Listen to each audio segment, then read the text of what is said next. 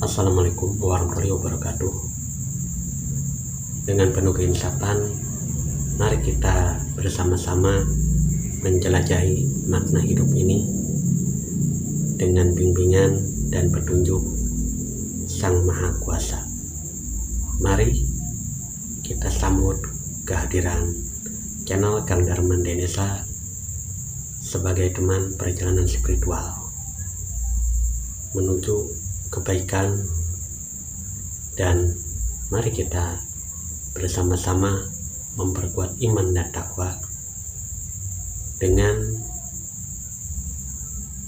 mempelajari dan menyimak apa yang disampaikan di dalam video berikut ini. Tanya dulu ini, saya juga dulu berkaitan dengan imajinasi, Buya, mohon maaf izin kali ini saya bertanya ini. Dulu waktu saya sekolah SD, sebut saja Ustadz saya cerita, semua manusia di muka bumi ini mati, siapapun yang bernyawa pasti mati. Lalu saya baca buku-buku berikutnya, ada beberapa orang memiliki keistimewaan. Sebut saja, mohon maaf barangkali sudah diterangkan, bisa diterangkan ulang. Sebut saja Nabi Isa alaihi salam. Sampai hari ini benak saya bertanya-tanya apakah masih hidup. Iya. Kedua juga Nabi Khidir alaihissalam juga dalam pemahaman saya yang baca di buku referensi, beliau Nabi itu mas. Jadi manusia bukan seperti itu. Pertanyaan waktu kecil. Iya. Barangkali di mimbar yang mulia ini saya lebih tepatnya Buya biar saya lebih paham lagi tentang keyakinan saya terhadap agama yang saya yakini ini. Mohon dijawab Buya. Ya, langsung Buya. Saya ingin ngasih contoh aja cerita supaya mengurangi rasa takut mati. Iya. Nah. Begini, di Mesir itu ada seorang novelis, Dr. Yusuf As-Sibai. Iya. Bahkan justru dia pernah menjadi Menteri Pendidikan dan Kebudayaan di Mesir. Di Mesir itu tradisinya mau dokter, mau profesor, itu pada gemar bikin novel. Jadi ruang imajinasinya itu dituangkan dalam bentuk novel. Memang mereka tradisi menulisnya tinggi sih daripada kita. Dia mengarang buku namanya Israel ya. Malaikat pencabut nyawa itu. Inti ceritanya adalah seorang pemuda ini bercinta dengan Zainab.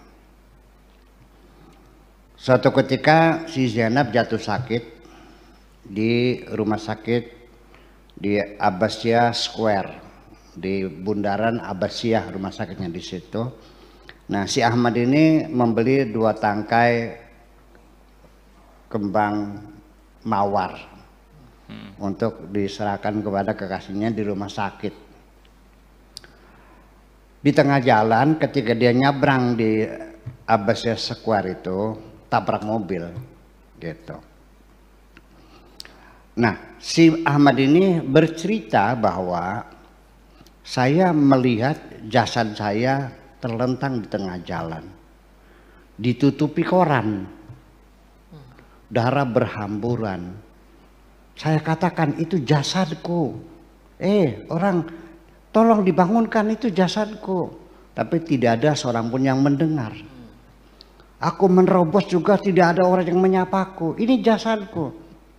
Akhirnya ditoel pundaknya oleh malaikat Israel ini. Kamu udah mati. Itu jasad kamu. Kamu udah mati sekarang, sudah jadi rohani. Loh. Jadi saya nggak bisa nganterin kembang ke pacar saya dong. Nggak bisa, udah habis kamu. Terus gimana? Ya nggak bisa dong. Saya mau ngasih kembang dong. Tolong dong, jangan mati dulu. Saya mau ketemu pacar saya. Nggak bisa. Wa idza jaa ajaluhum la yastakhiruna sa'atan wa la yastaqdimun. Nah, dalil malaikat Jibril ini. Allah Ta'ala apabila seorang itu ajal sudah datang, maka tidak bisa ditunda sebentar pun dan tidak bisa juga diajukan sebentar pun. Sudah. Akhirnya dia merengek sama Israel, tolong dong, siapa? Nggak bisa. Tolong bagaimanapun cara syaratnya. Oh begitu. Kalau kamu siap bersyarat, boleh saya kembalikan dulu kamu ke jasadmu, kamu hidup, ya. Setelah itu kamu tujuannya kan hanya untuk mengantarkan bunga sebagai tanda cinta kasihmu. Oke, hidupkan tapi ada syarat yang harus kamu pegangi. Apa syaratnya? Jangan kau ceritakan kepada siapapun bahwa kematian itu indah. Makasih gitu. Luar biasa. Lalu dengan apa yang ditanyakan Pak Tato tentang keberadaan Isa alaihissalam, kemudian Khidir alaihissalam tadi bagaimana Bu ya? Gimana? Tentang keberadaan Isa alaihissalam dan Nabi Khidir alaihissalam yang saat ini dalam keyakinan kita masih ada. Iya, itu kan keyakinan umat Islam. Iya. Kan dialognya begitu. Iya. Iya kan? Apakah sekarang dia sudah mati apa masih hidup? Kan bukan ya apa? Bahwa wa ma qatalahu wa ma salabahu bal apa itu? Rufi ayat. Subhanallah, saya lupa. Artinya mereka tidak membunuh, tidak mensalib Nabi Isa, tapi diangkat oleh Allah ke langit. Ya sudah. Selagi itu Anda yakin, sudah semacam itu. Saya ketika Anda meyakini demikian, saya tidak menuntut Anda bisa membuktikan akan keberadaan Nabi Isa masih hidup kok. Yang penting yakin, selesaikan saja kesalahannya. Saya taruh di ubun-ubun saya. Iya kan, semacam itu.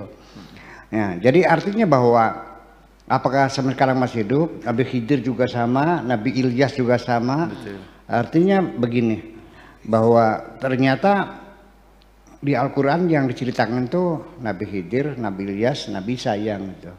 Apakah hanya 3? Ya tidak dong. Itu. Sekali Al-Quran menyebutkan 1-2 contoh, berarti ya banyak. Nabi itu yang disebutkan 25. Nyatanya banyak.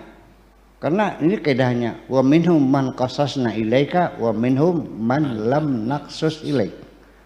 Sebagian kami ceritakan, sebagian tidak kami ceritakan. Kalau diceritakan semua nabi-nabi yang ada ratusan ribu, ya mau berapa ribu jilid Al-Qur'annya. Gitu. Jadi cukup saja 25 karena satu nabi itu menampilkan 25 karakter. Kali 25, jadi 25 pangkat 25 itulah karakter manusia sealam dunia itu. Sok dihitung 25 kali 25 hasilnya dikalikan lagi 25, hasilnya dikalikan lagi 25 kali gitu. Sok berapa nolnya? Artinya bahwa karakter manusia tidak sama satu dengan yang lain. Ya, bahwa bukan sidik jari, sidik suara, sidik mata, semuanya. Ya, sampai DNA juga nggak ada yang sama satu dengan yang lain. Saya kira seperti itu. Jadi artinya bahwa begini, kalau kita melihat realita dikaitkan dengan keduniaan kita ini, itu sangat mengenaskan ya. Seorang bekerja siang malam bikin rumah, ya kan? Bikin rumah yang paling bagus sedesa saja itu 2 tingkat, ya kan gitu. Dengan apa namanya, tiangnya pakai stainless steel yang mewah sekali. Belum jadi udah mati. Apa yang terjadi? Istrinya kawin lagi. Yang menempati siapa? Suami baru. Ngeles gak? Ya Allah. Ini kalau yang mati bisa hidup kunyuk. Enak aja. Rumah gue ditempati sama kamu kan begitu. Iya. Ya yang semacam itu yang kamu lihat. Makanya kembali lagi terkonsentrasilah bahwa kematian itu adalah pulang.